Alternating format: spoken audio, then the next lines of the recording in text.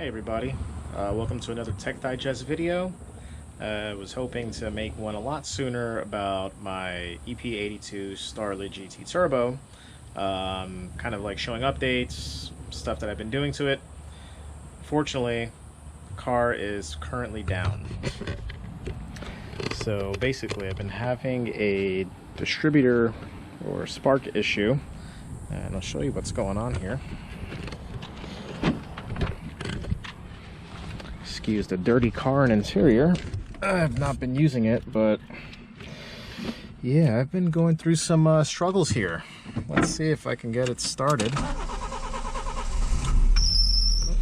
little belt squeal, and it's already starting to flutter a little bit. It wants to die, and it died. So yeah, basically what I'm experiencing is a little bit of trouble keeping the car on at times, and also doing any kind of hard accelerating. So if I were to get the car to actually start and lean in on the throttle, it will do the job until it hits about like 2,500 RPM, and then the car just starts breaking up. So far I have replaced the igniter. I grounded it again. There's a cable over here, not really too sure if you can see it or not, but there's one back here that I added on there just to provide extra grounding, because basically this igniter, it's grounded to the bracket that is attached to. That's how grounding is provided, and if you were to just like take it out, you would basically not be able to start your car. I also purchased a new ignition coil. I checked my spark plugs. My leads are these are new. These are, I want to say, a year old or less. There's no cracks in them. There's nothing wrong with it. I also purchased a distributor cap. So this is brand new. I got this from Japan.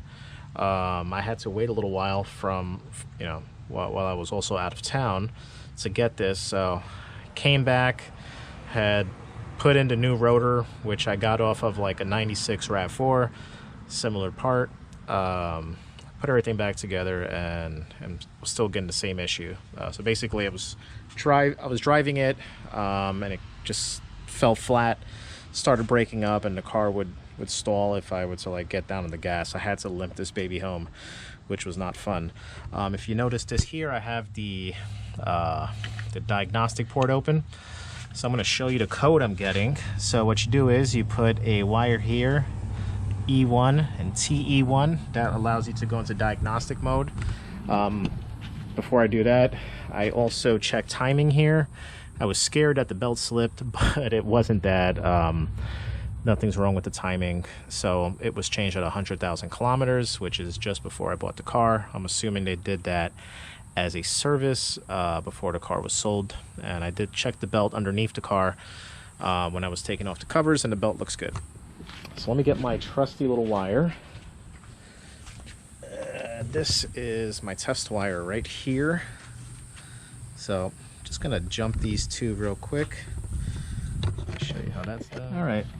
So I got that plugged in there, but I really need to get this car running, because if you don't know, I have 8-6-day track day to attend, and this is kind of going to be the I guess the pace car for some of these older 86s that may show up, and some of the newer ones that are most likely going to be faster. So there we go, we started up. I'm checking for check engine light. 1, blink, 1, 2. So I have code 12. It's gonna come up again. 1, and it pauses for about 2 seconds, and then boom, 1, 2. So that is code 12. It has to do with signal pickup, and signals picked up from the distributor. Another test that I did to kind of maybe confirm that the distributor is bad is I took this connector off and I checked the resistance from the pins. So I found a little document online, kind of showed me how to do that. But yeah, it's pretty unfortunate I'm having these issues here.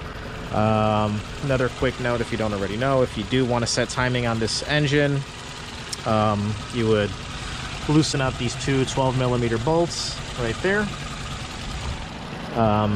Then you get your timing light, you shoot it down in there. It's really a pain in the butt when you have power steering or any of these other accessories. Another thing I noticed is that it's time to change these engine mounts. It's very bouncy, very rubbery. Obviously, not having a steady idle shows me that it really needs to be repaired or replaced. So yeah, you just shoot the gun down there. Make sure you have some sort of marking or white paint on the marks that are on the crank pulley, and yeah, you'll find out where your timing is at. But you can only do timing in diagnostic mode, and you set it to 10 and you let it do its thing. Because when it's not in diagnostic mode, the distributor and the ECU are constantly speaking together to adjust timing to whatever it needs to be. So yeah, some OBD1 fun, and yeah, just hoping to get this thing running so I can put all my intake pieces back and yeah, get it to the track day. So yeah, if you guys have any insight, please let me know. I should be getting a new distributor tomorrow, and I say new as in it's used. It's coming from the UK. I'm really grateful that the shipping was fast, but we'll see if that works. And until then, I'll just keep driving that thing back there, which is my brother's 4Runner. I'm not really sure how much longer I'll be able to use it, but if this doesn't work, then I guess, you know, I have another vehicle I can use, but I just want to use my own Starlet. It's a really fun car, and I would love to make some content with it and just get back to my, you know, JDM daily duties. So yeah, let's see what happens. Thanks for watching.